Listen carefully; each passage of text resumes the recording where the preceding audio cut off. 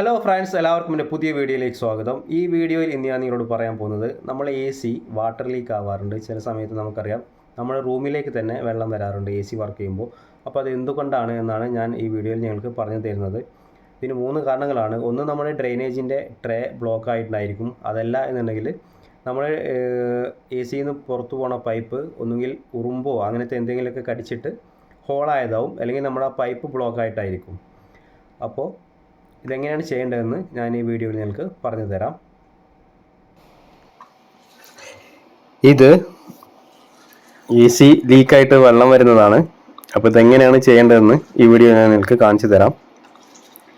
ആദ്യം നമ്മൾ എ സിയുടെ റൈറ്റ് സൈഡിലും ലെഫ്റ്റ് സൈഡിലുള്ള ലോക്ക് പിടിച്ചിട്ട് നമ്മുടെ ഫ്രണ്ട് കവർ ഇങ്ങനെ പൊക്കി വെക്കുക. അതിനുശേഷം എ സിയുടെ ഫിൽറ്റർ അഴിച്ച് മാറ്റുക. എന്നിട്ട് എ സിയുടെ ഫ്രണ്ടിൽ 6 സ്ക്രൂ ഉണ്ടായിരിക്കും. ഒന്നിങ്ങനെ 3 മുകൾ ഭാഗത്ത്, പിന്നെ അതേപോലെ അടിയിലായിട്ട് 3 ഉണ്ടാവും. നമ്മൾ ഫ്ലാപ്പ്, ചില എ സികൾക്ക് 2 ഫ്ലാപ്പ് ആയിരിക്കും, ചില എ സികൾക്ക് 1 ഫ്ലാപ്പ് ആയിരിക്കും. ഈ ഫ്ലാപ്പ് ആദ്യം അഴിച്ചു മാറ്റുക. അതിന് ശേഷമാണ് നമ്മൾ സ്ക്രൂ അഴിക്കേണ്ടത്.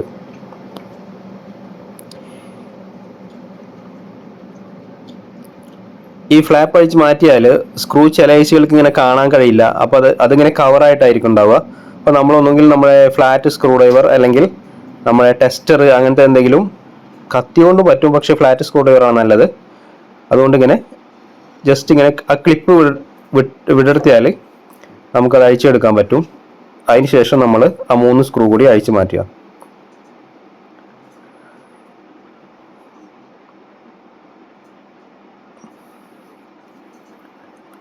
നമ്മൾ അധികം ഈ കവർ അധികം പ്രസ് ചെയ്യുകയും ചെയ്യരുത്. അതേപോലെ സ്ക്രൂ പിന്നീട് നമ്മൾ ടൈറ്റ് ചെയ്യുമ്പോൾ ഒരു മിനിമത്തിൽ ടൈറ്റ് ചെയ്താൽ മതി. എ സിയുടെ മുകൾ ഭാഗമാണിത്. മുകളിൽ ഇങ്ങനെ 3 ലോക്ക് ഉണ്ടായിരിക്കും. ഈ ലോക്ക് പതുക്കെ അഴിച്ചു മാറ്റുക. അഥവാ 3 ക്ലിപ്പാണ്. അതിൽ നിന്ന് ഇങ്ങനെ ജസ്റ്റ് ആ ക്ലിപ്പിൽ നിന്ന് ഇങ്ങനെ നമ്മളത് ജസ്റ്റ് പ്രസ് ചെയ്ത് കൊടുത്താൽ മതി. ഇതാണ് നമ്മുടെ എ സിയുടെ ഡ്രെയിൻ ലൈന്. ഒന്നുകിൽ റൈറ്റ് സൈഡിലായിരിക്കും ഉണ്ടാവുക, അല്ലെങ്കിൽ ലെഫ്റ്റ് സൈഡിലായിരിക്കും ഡ്രെയിൻ ലൈൻ ഉണ്ടാവുക. ഈ കവർ അഴിച്ച് മാറ്റിയാൽ നമുക്ക് തന്നെ കാണാൻ കഴിയും എ സിയുടെ ഏത് സൈഡിലാണ് നമ്മളുടെ എ സിക്ക് കൊടുത്തിട്ടുള്ളത് എന്ന്. ചിലപ്പോൾ ഈ പൈപ്പ് ബ്ലോക്ക് ആയിട്ടായിരിക്കും. ഇതാണ് എ സിയുടെ ബാക്ക് ട്രേ എന്ന് പറയുന്നത്. ഇത് ബ്ലോക്ക് ആയാലും നമ്മുടെ റൂമിലേക്ക് വെള്ളം വരും. ആദ്യം നമ്മൾ ചെയ്യേണ്ടത്, ഇതിൻ്റെ ലെഫ്റ്റ് സൈഡിൽ 2 സ്ക്രൂ ഉണ്ടായിരിക്കും. അത് അഴിച്ച് മാറ്റിയതിന് ശേഷം കോയിൽ ജസ്റ്റ് ഒന്ന് പൊക്കുക. എന്നിട്ട് അവിടെ ഇതേപോലെ ഇങ്ങനെ ചെളി കട്ട പിടിച്ച് കിടക്കുന്നുണ്ടായിരിക്കും. അതൊന്നെങ്കിൽ ഫ്ലാറ്റ് സ്ക്രൂ ഡ്രൈവർ കൊണ്ടോ കൈ കൊണ്ടോ നമ്മളൊന്ന് ജസ്റ്റ് എടുത്തു മാറ്റുക. എന്നിട്ട് അതിന് ശേഷം ഒന്നുകിൽ കേബിൾ ടൈ അല്ലെങ്കിൽ ചെറിയ എന്തെങ്കിലും പൈപ്പ് വെച്ച് നമ്മൾ ഡ്രെയിനേജിലേക്ക് ഇട്ട് കൊടുക്കുക. എന്നിട്ട് ജസ്റ്റ് ഇങ്ങനെ നമ്മൾ ഊതി കൊടുത്താൽ മതി. അപ്പോൾ ചെറിയ ബ്ലോക്കൊക്കെ ആണെന്നുണ്ടെങ്കിൽ അങ്ങനെ അങ്ങ് പോയിക്കോളും. വലിയ ബ്ലോക്കൊന്നും നമുക്ക് അത്ര ഉണ്ടാവാറില്ല എ സിയുടെ ഡ്രെയിൻ ലൈനിൽ. മെയിൻ ഈ ഡ്രെയിൻ ലൈൻ ബ്ലോക്ക് ആവുന്നത് ഇതേപോലെ ഈ ജെല്ല് വന്ന് അടഞ്ഞിട്ടാണ്. അഥവാ എ സി വർക്ക് ചെയ്യുമ്പോൾ ഉള്ള ഈ ചെറിയ ചെറിയ ചെളി പോലെ കാണുന്നില്ലേ, അത് വന്നിട്ട് അടഞ്ഞിട്ടാണ് നമ്മൾ സാധാരണയായിട്ട് ഡ്രെയിനേജ് ബ്ലോക്ക് ആവാറ്. അതിനുശേഷം നമ്മൾ ഈ ഡ്രെയിനേജിൻ്റെ ട്രേ ഇതേപോലെ പെയിൻറ്റിൻ്റെ ബ്രഷോ അങ്ങനെ എന്തെങ്കിലും സോഫ്റ്റ് ബ്രഷ് കൊണ്ട് നന്നായിട്ടൊന്ന് ക്ലീൻ ചെയ്ത് കൊടുക്കുക. അപ്പോൾ ആ ഡ്രെയിനേജിലൂടെ തന്നെ ബാക്കിയുള്ള കച്ചറ അങ്ങനെയാണ് പോയിക്കോളും. നമ്മുടെ ഡ്രെയിൻ ലൈനിൻ്റെ ട്രേ ഒന്ന് ക്ലീൻ ആവുകയും ചെയ്യും. അതിനുശേഷം നമ്മൾ വെള്ളം ഒഴിച്ചു കൊടുക്കുക. ഞാനിപ്പോൾ ഇത് കെമിക്കലാണ് ഒഴിച്ചു കൊടുത്തിട്ടുള്ളത്. ഇപ്പോൾ കണ്ടില്ലേ, നമ്മളെ ഡ്രെയിൻ ലൈനിലൂടെ വെള്ളം പോകുന്നുണ്ട്.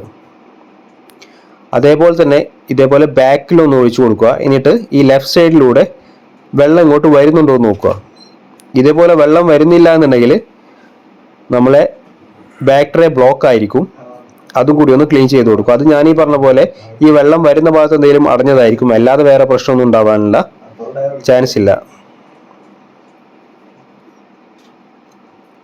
1 ബോട്ടിലോ 2 ബോട്ടിലോ വെള്ളം ഒഴിച്ചു കൊടുത്താൽ അതിലുള്ള ബാക്കിയുള്ള കച്ചറ കൂടി നമ്മൾ ആ ഡ്രെയിൻ ട്രേ കൂടെ അങ്ങോട്ട് പോയിക്കോളും.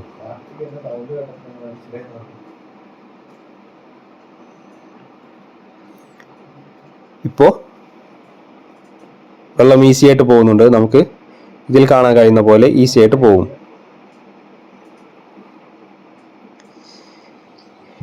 എന്നിട്ട് അതിന് ശേഷം നമ്മളെ എ സിയുടെ കവർ ഇടുക. കവർ ഇടുമ്പോൾ ഞാനീ പറഞ്ഞ പോലെ തന്നെ മുകൾ ഭാഗത്തെ ലോക്ക് എപ്പോഴും ശ്രദ്ധിക്കണം. ഒരിക്കലും അത് പ്രസ് ചെയ്യരുത്, അപ്പോൾ അത് പൊട്ടിപ്പോകാനുള്ള ചാൻസ് ഉണ്ട്.